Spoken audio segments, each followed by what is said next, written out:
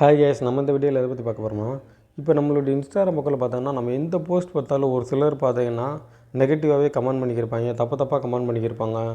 இல்லை நம்மளை ஏதாச்சும் ஒன்று சொல்லி எடிட்டேட் பண்ணுற மாதிரி கமெண்ட் பண்ணிக்கிட்டே இருப்பாங்க. ஸோ அதை எப்படி அவாய்ட் பண்ணுறேன்னு அந்த வீடியோவில் பார்க்க போகிறோம்.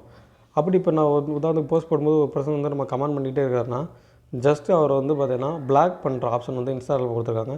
நீங்கள் அவர் பிளாக் பண்ணிட்டீங்கன்னா அவரால் உங்களுடைய ப்ரொஃபைல் கமெண்டே பண்ண முடியாது. அது எப்படின்னு பார்த்தீங்கன்னா, ஜஸ்ட் உங்களுடைய ப்ரொஃபைல் பிக்சரை கிளிக் பண்ணிட்டு இந்த இதில் 3 டாட் இருக்கா, அதை கிளிக் பண்ணிக்கோங்க. 3 கோட் கிளிக் பண்ணிட்டு இந்த இடத்துல செட்டிங்ஸ்னு ஒரு ஆப்ஷன் இருக்குது, செட்டிங்ஸ் போய்க்கோங்க.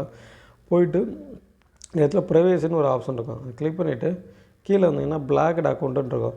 இங்கே போய்ட்டு இந்த ப்ளஸ் ஐக்கான் சூஸ் பண்ணிட்டு அவரோட பேரை கொடுத்துருங்க. உங்களுக்கு யார் இது பண்ணுறாரோ அவங்களோட பேர் கொடுத்துருங்க. உதாரணத்துக்கு அவரோட பேர்